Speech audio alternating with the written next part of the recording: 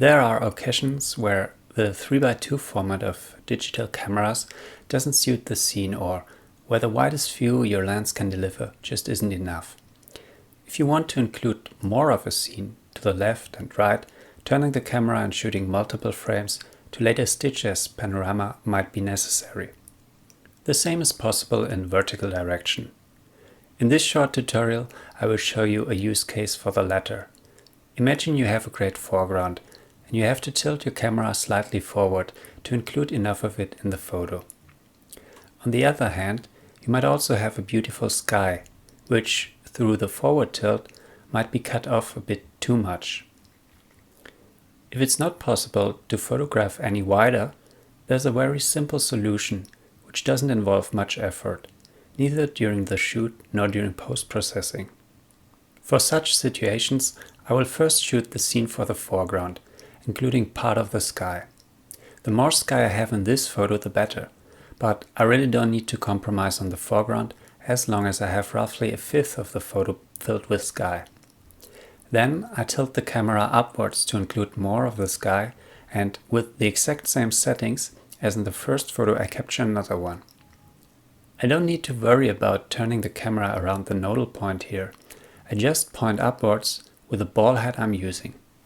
The photo I show you in this example was taken last year in the Austrian Alps, and at 16mm I still wasn't able to include both foreground and sky, which you see in this final photo here.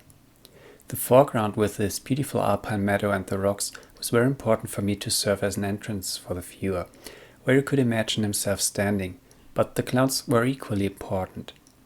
I will now show you how to easily blend the two photos to achieve roughly a 4:3 aspect ratio. In reality, I took even more photos for the foreground, which I later used to do focus stacking, and I also had one shot with me in the frame.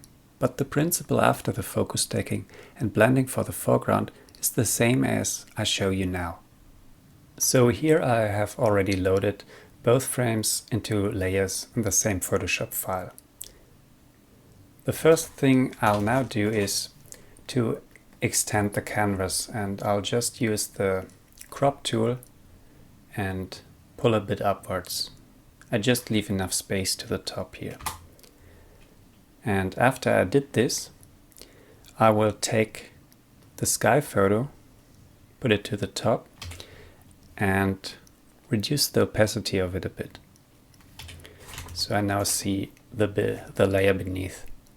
And I will now pull up the sky photo until the mountains roughly align. And it will not completely align here because I just pointed upwards and didn't use nodal point or whatever, so a little bit of bending will be needed. But also this is not so important because the blend will be done for the clouds, so I'll just make sure through some warping that the clouds will roughly align now. So to do the warping, I press Ctrl T, and with a right click onto the frame, I bring up this dialog and select warp. What I can now do, I can draw at those corners here, if Photoshop lets me, and I can try to align this whole scene a bit. And I can draw here, making it a little wider. Also, I don't need to be concerned about the quality here, because for the sky there's not so much fine structure, and I can easily get away with a little heavier warping here. So the aim is to roughly align the clouds. I'll not totally align them because there was also some movement in the clouds, but I'll try to get it roughly right so the blend will be a little easier. So I might go with something like this. Now I press enter and let Photoshop finish the processing. What I can now do, I go to 100% opacity, use this layer mask icon and set a mask on the sky layer. And now with a black brush, I'll mask out this foreground area. And I'll try to draw the line through the sky.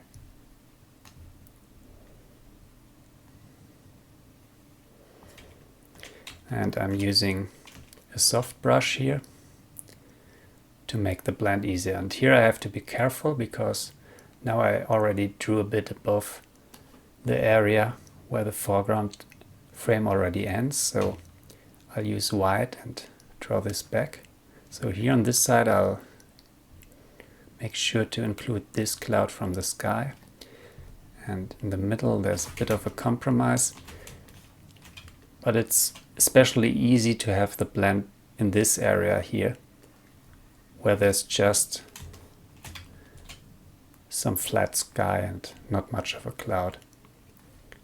And on this side I have to be a bit careful.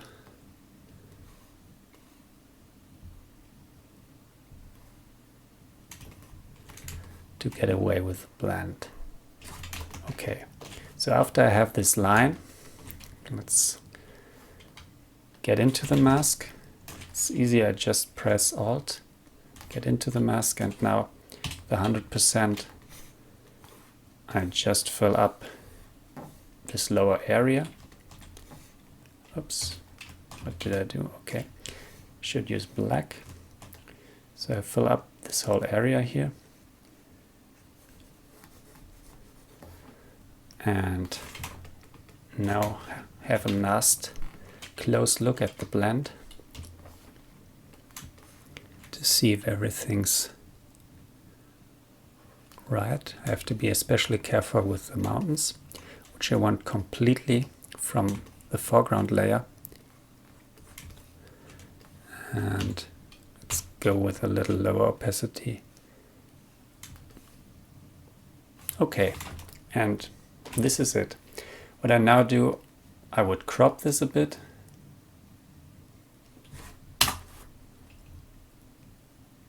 And